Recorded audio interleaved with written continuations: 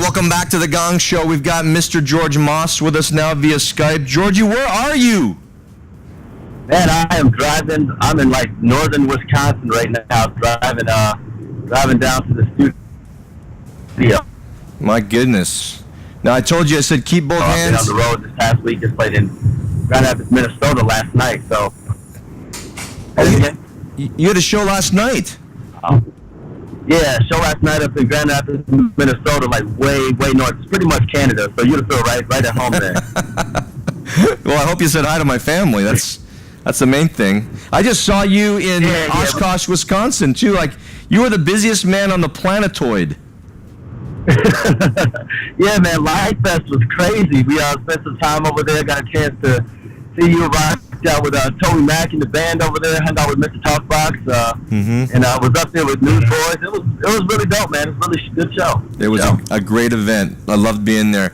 Well, what's on your mind today? We've had a lot of news over the weekend. What's going on?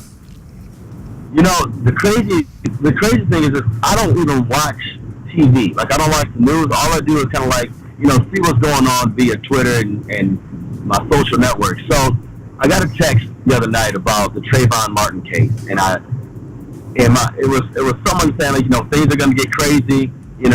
Zimmerman was found not guilty, and and things are going to be crazy. And like, I start to see all these tweets, and all these people are very frustrated and upset about this.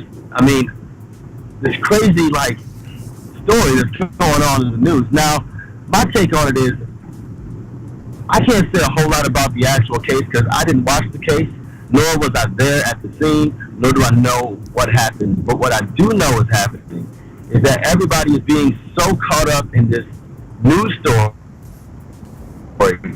and I see so much division between people about racism, about black people, about white people, about us versus them, about all these different divisions that are happening. And I feel like every single time we have something like this come up in the news, we have to realize that the news people make money off of us watching and off of controversy.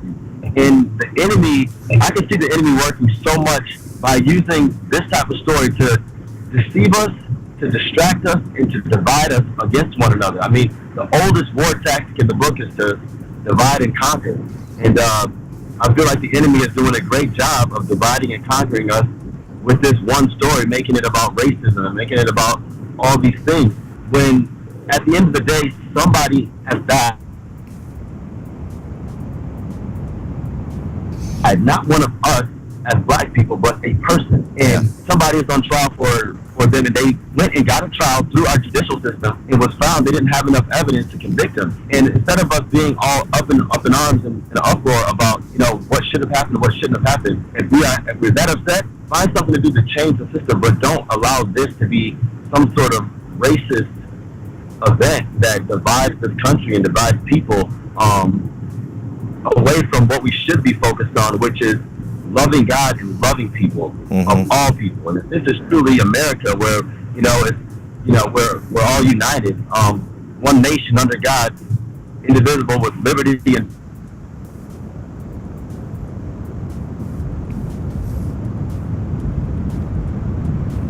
Well, I think we lost you there, George. I don't know if we lost you for good. I hope we didn't lose you for good.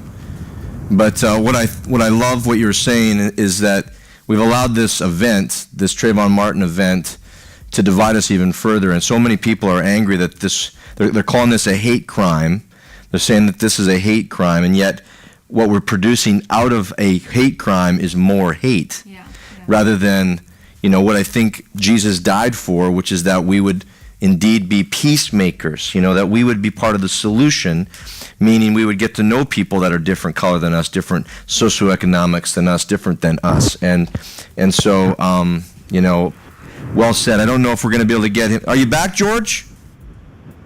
I'm back. We lost you for a second there. I was just telling the audience here that, what Jesus died for, what he paid for, is that we would be peacemakers and reconcilers rather than haters and dividers. So, give us before you go, give us a challenge as to what we need to do so that we're a part of the solution, not part of the problem.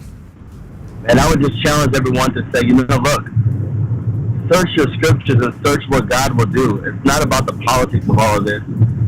Just to really turn off the news and realize what the truth, realize that can be twisted and turned to in what they're trying to get out of you from the news station, and focus on what God would have us to focus on, which is loving one another and loving His people. Because at the end of the day, justice will be served, whether not necessarily here on earth, but in heaven. All men will face the Creator, and all men will face our verdict, and really knowing that our verdict is not guilty.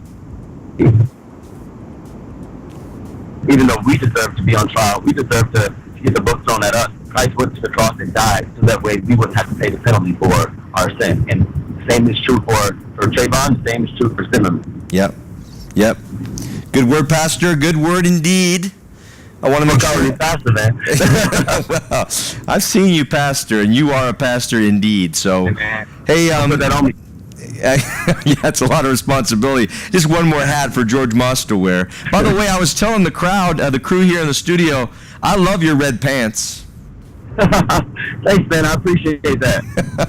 Man. You got to get your shovel there, man. I know, I do. I'm going to have to look into that. But, bro, thanks for spending time with us today. It's Moss Monday. Check out George Moss's website. Follow him on Twitter at George Moss. George, safe travels, bro. Keep your eyes on the road. Will do, man. Love y'all. Peace. All right, take care.